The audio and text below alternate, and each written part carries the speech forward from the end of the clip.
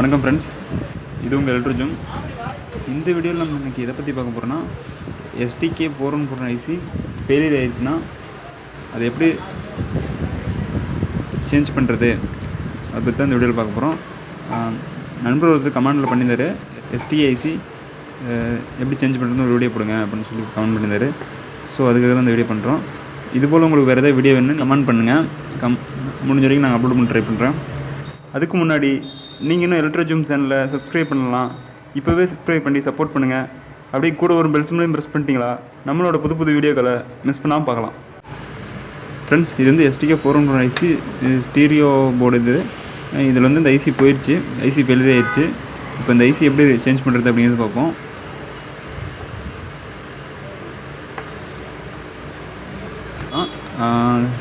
Suppose உங்கள் ஆம்பிள்பரில் IC போயிடுச்சு அப்படின்னா நீங்களே சேஞ்ச் பண்ணிக்கலாம். நீங்கள் ஒரு டீசால்ட்ரிங் விக் எடுத்துக்கோங்க.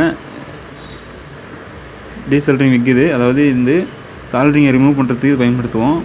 ஸோ உங்களோட சால்ட்ரிங் பம்ப் இருந்தால் கூட யூஸ் பண்ணிக்காங்க. எனக்கு இதுதான் கம்ஃபர்டபுளாக இருக்குது, அதனால் நான் யூஸ் பண்ணுறேன்.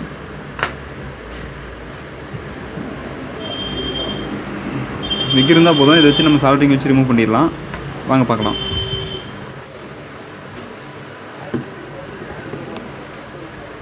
ஃப்ரெண்ட்ஸ், இந்த விக்கை நீங்கள் லைட்டாக அந்த சால்ட்ரிங் பாயிண்ட் மேலே வச்சு சால்ட்ரிங் வச்சிங்களா போதும், அதெல்லாம் சால்ட்ரிங் எடுத்துருவோம்.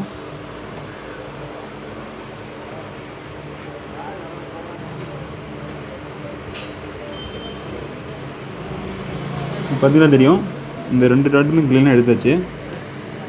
இது போல் நீங்கள் எல்லாமே எடுத்துடலாம், ஐசி ரிமூவ் பண்ணிடலாம்.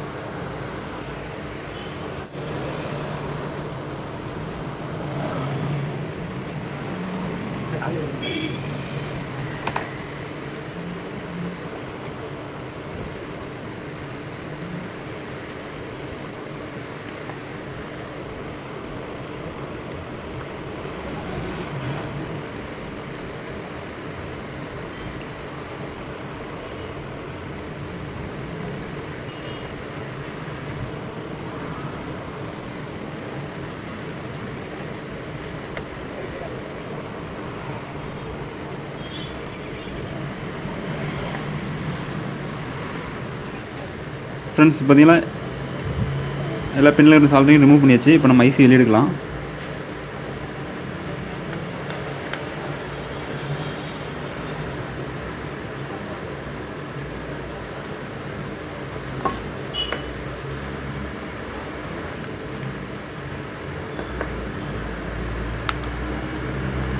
ஸோ ஃப்ரெண்ட்ஸ், ஐசி வெளியே எடுத்தாச்சு. ஸோ இப்போது இந்த ஐசி ஃபெயிலியரான ஐசி, இப்போது நம்ம இந்த போர்ட்லேயே புதுசாக ஒரு ஐசி சால்ட்ரிங் வைக்கணும். ஓகே, இப்போ நம்ம இந்த போர்டு என்ன பண்ணால் லைட்டாக PCB கிளீனர் வச்சு க்ளீன் பண்ணிடணும்.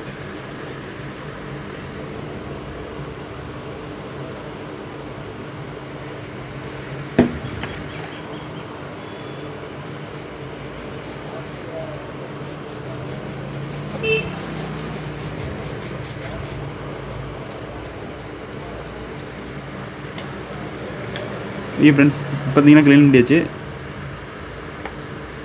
ஸோ இப்போ இந்த ஐசி நம்ம இது கூட ஜாயின் பண்ணலாம்.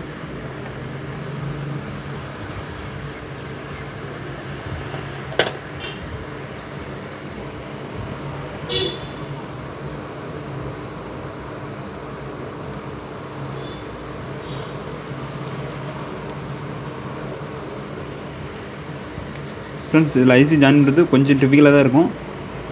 பின்லாம் கரெக்டாக இருக்கான்னு பார்த்து ப்ரெஸ் பண்ணி ஜாயின் பண்ணுங்கள்.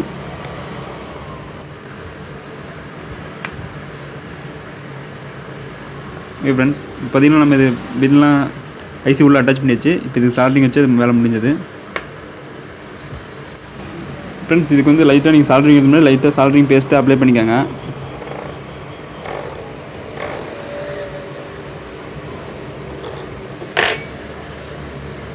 அடுத்து ஃபஸ்ட்டு பின்னில் ஃபஸ்ட்டு சால்ட்ரிங் வைங்க. வச்சதுக்கப்புறம் சால்ட்ரிங் கம்மியை வைங்க.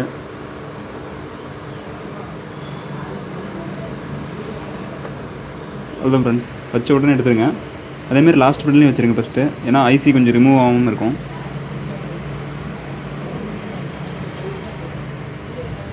ஓகே ஃப்ரெண்ட்ஸ், இப்போ ஃபஸ்ட்டு பின்னு லாஸ்ட் பின்னு வச்சு இப்போ சென்ட்ரல் பின்லாம் வைப்போம்.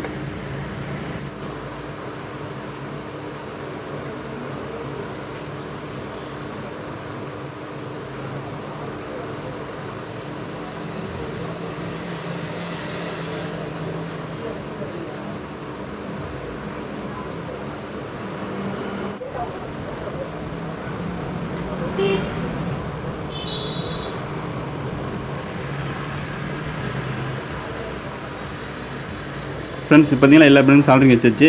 இப்போ வேலை முடிஞ்சிச்சு. ஐசியை நம்ம சேஞ்ச் பண்ணிட்டோம். இது சால்ட்ரிங் வச்சு முடிச்சு ஃபைனலாக என்ன பண்ணுறீங்க, திரும்பவும் பிசிபி கிளீனர் வச்சு க்ளீன் பண்ணிடுறீங்க.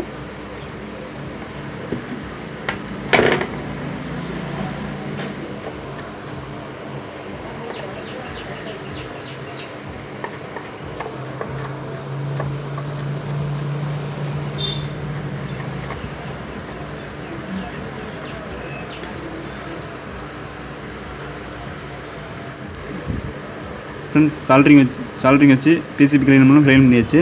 ஸோ இப்போ நீங்கள் சால்ட்ரிங் வச்சு நீங்களே பாருங்கள்.